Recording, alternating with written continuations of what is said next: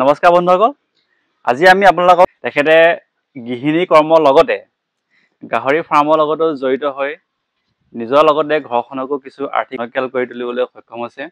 এইখন আছে তেখেতৰ ফাৰ্মখন। দেখিছে কিমান ধুনীয়াকৈ ফাৰ্মখন বনাই কৰি ৰাখিছে। মানে তেখেতে অৰ্ধ আবদ্ধ পদ্ধতি ইয়াত ধৰি লওক গাহৰিখিনিক ধুনীয়াকৈ ইয়াত ৰখাই মেলি বাকী কিছু সময় বাহিৰত সিফালে যি ঠাই আছে বাহিৰত আজি কিছু আলোচনা কৰিব আহিলো তেখেতে কেনেকৈ কৰি আছে, কিমান দিনৰ পৰা কৰি আছে। গতিকে বাইদেউ নমস্কাৰ। নমস্কাৰ। আমি দেখিলো আপোনাৰ গাহৰি ফাৰ্মখন। এতিয়া আপুনি এই গাহৰি ফাৰ্মখনৰ লগত আপুনি কেতিয়াৰ পৰা জড়িত হৈ আছে? কেতিয়াবা মানে মোৰ বহুত গাভৰু কালৰ দিনৰ পৰাই জড়িত।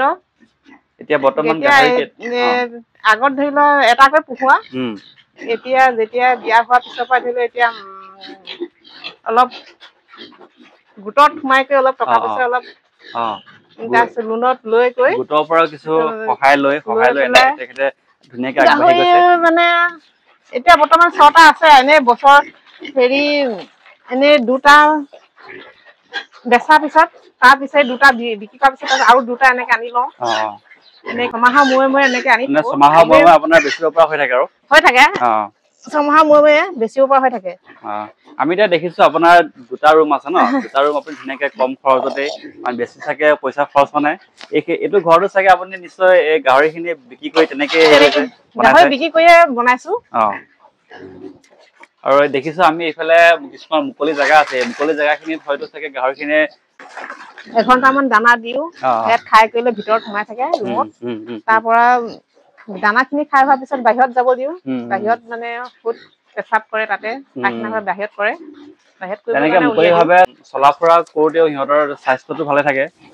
বেমাৰ আজাৰবিলাকো কমকে হ'ব, মাটিৰ লগত যিহেতু জড়িত হৈ থাকে।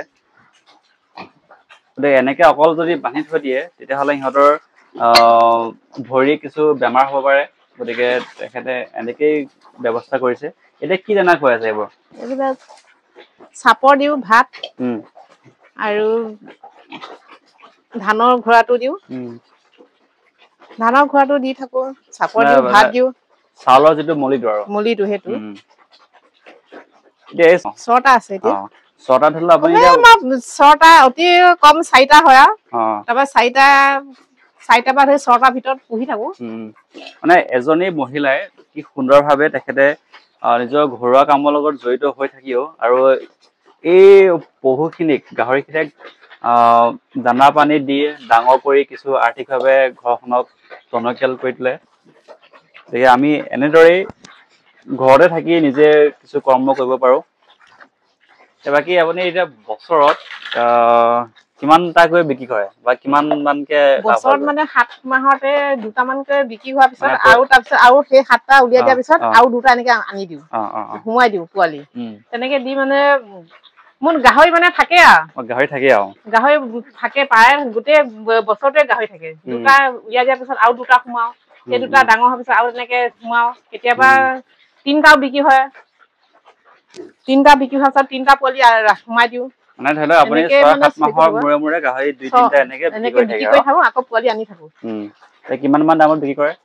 কিমান মান দামত বিক্ৰী কৰে মানে কেতিয়াবা গাহৰি লৈ ওজন ৱেট লৈ ডাঙৰ লৈ মানে কেতিয়াবা 25,000 হয়, কেতিয়াবা কোনোবা এটা গাহৰি 20,000।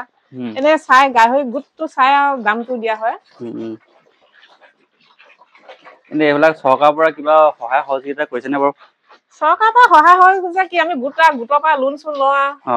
লোনৰ পইচাই গাহৰি পোৱালি আনো, বিক্ৰী কৰি পেলাই যিকেইটা লাভ হয়, লাভকেইটা ধৰি লওক ঘৰৰ ল'ৰা-ছোৱালী পঢ়া শুনা খৰচ পাতি এইবিলাক হয়।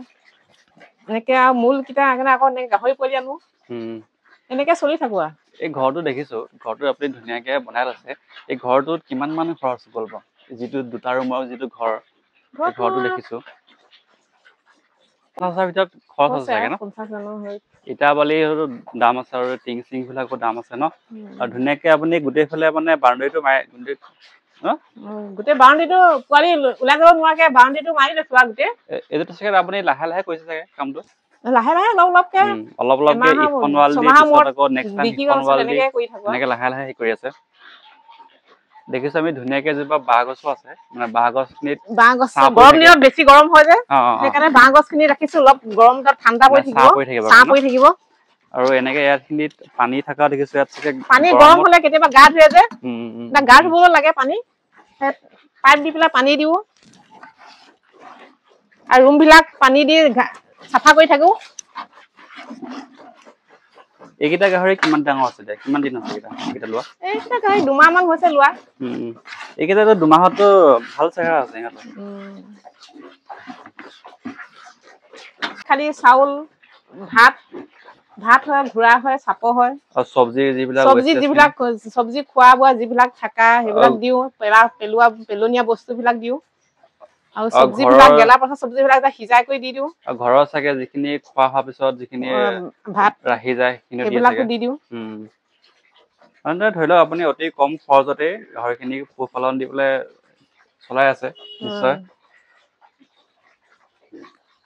ইয়াতকৈ আৰু কিবা ডাঙৰ কৰা প্লেন আছে নেকি নে এনেকেই থাকিব এনেকে থাকে ধৰি লওক এতিয়া আপোনাৰ 6টা আছে ন 6টাতে ধৰি লওক এগৰাকী মহিলাই সুন্দৰভাৱে পৰিচালনা কৰিবলৈ ধুনীয়াকে হেৰি কৰিব পাৰে 6টাতকৈ বেছি হৈ যোৱাৰ লগে লগে অলপ অসুবিধা হয় এগৰাকী মহিলাৰ কাৰণে অলপ অসুবিধা হয় সেই ডাঙৰ দুটা 3 মাহ মান পুহি সেই দুটা বিক্ৰী কৰাৰ পিছত তাৰপিছত আৰু দুটা পোৱালি সোমোৱাই দিম মানে ষ্টেপ বাই ষ্টেপ কৰি আছে ন কৰি আছো এই ডাঙৰ দুটা বিক্ৰী হোৱাৰ পিছত আৰু দুটা সোমাই দিম পোৱালি নেক্সট দুটা সোমাই যাব সেই দুটা অকমান ডাঙৰ হোৱাৰ পিছত আকৌ পিছৰ 4টা বিকিবলৈ মানে হৈ যাব পিছৰ 4টা বিক্ৰী কৰাৰ পিছত তাৰপিছত আৰু 4টা আনি সোমোৱাই দিম এনেকে মানে চলাই থাকো ষ্টেপ বাই ষ্টেপ বস্তুটো হৈ থাকে আৰু মানে নেক্সট চামটো মানে বিক্ৰী কৰাৰ পিছত আকৌ মানে ইটোটা 4টা পাছত বিক্ৰী হলো 25,000কে পালে কিয় নাই কমে 1 লাখ মান টকা ধৰি লওক আহি যায় এগৰাকী মহিলা হিচাপে সেইখিনিও এটা ঘৰখনৰ কাৰণে আৰ্থিকভাৱে তাৰ মিলিবলৈ খৰচো আছে নহয় চাপৰ আনিব লাগিব সেয়া পইচা দিয়ে চাপৰ আৰু কেতিয়াবা ঘোৰা ঘৰত ধানৰ মলিটো ঘৰত